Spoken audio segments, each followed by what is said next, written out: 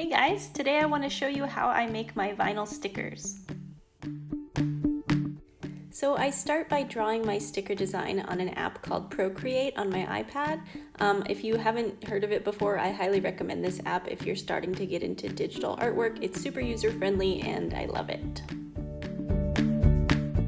When I'm finished drawing, I save the file as a PNG with a transparent background and send it to my computer.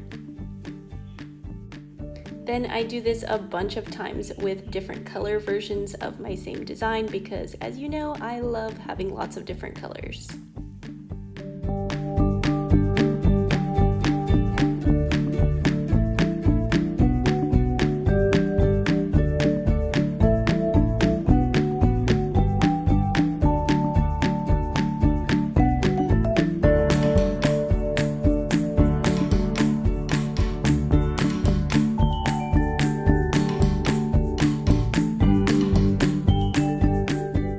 Once I have all those files on my computer, I can go into my Silhouette program to go with my cutting machine and go ahead and upload those designs.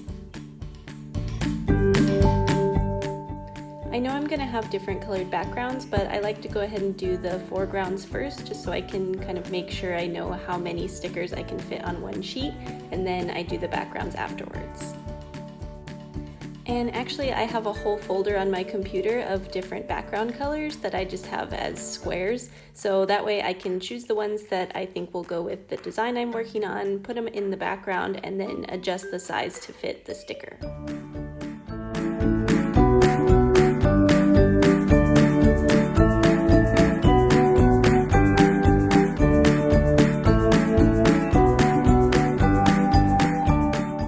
It's definitely faster to just choose one colorway and then duplicate the sticker across the whole sheet, so to do like 8 of the same color sticker. But when I make a new sticker design, I like to do a lot of different colors on one sheet the first time so that when I print it out, in case a certain color combo doesn't work as well in print as it does digitally, I know with just one little sticker and I don't waste a whole sheet of paper. So the first sheet always takes a little bit longer, but I think it's worth it.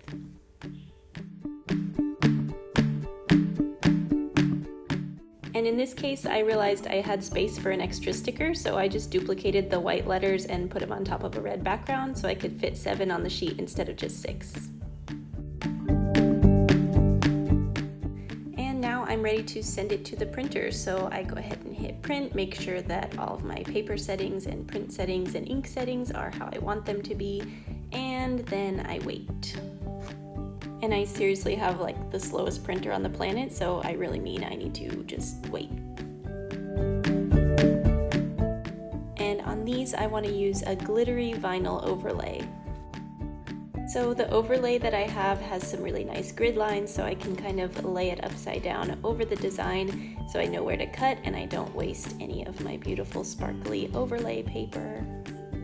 And actually I save all the edges and the scraps that I cut off, so in case I later am printing smaller stickers or stickers of the right size and shape, then I can use those scrap little bits of sparkles instead of just taking out a whole new sheet if I don't need to. When I'm putting on the overlay, I always start with one little corner and I always struggle to take the back off, but once I get it, I make sure it is stuck on there really tight. And I use this little edging tool, which is actually, I think, like a cake decorating scraper that I got at Xiaobei for like no money at all. And I just start at the corner and start scraping along very gently so that I don't scratch the overlay and so that I don't leave any bubbles. When it's ready, I go back into my software and I make sure all of the settings to cut are how I want them. I make sure that they're a little bit deeper than normal because I have that extra layer of glitter on top, so the blade needs to work a little bit harder. And then I hit send. And then it doesn't work. For the most part, I really love my Silhouette, but this always drives me nuts. For some reason, it doesn't always register those cutting marks, which is that little black square. It needs to scan that so it knows where to cut, and it almost never does it on the first try. So I need to exercise a lot of patience and keep putting it in and out and trying to register it again and again. Sometimes I have to use my phone flashlight to get it to go, but Usually, if I'm lucky, it works like the second or third try.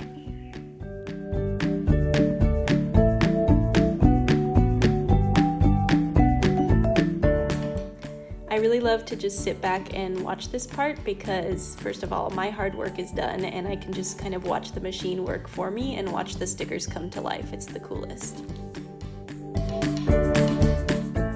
It does sometimes take a while, especially when I put an overlay on like I did with this one, because I have to have the blade go over the same sticker a couple times. If I don't do that and I have an overlay, it's almost guaranteed that when I try to pop the stickers out, they will still be stuck to the paper because the blade couldn't go all the way through. So just another exercise in patience. And finally, it is done cutting, and it's time for my next favorite part, which is, ta-da! I call this the big reveal because it reveals whether or not it worked and whether or not the stickers look good. And I don't know, I think this time they look pretty good. So that is how I make my vinyl stickers. I hope this was enlightening. This is my first time making a video like this, so thanks for watching and see you next time probably.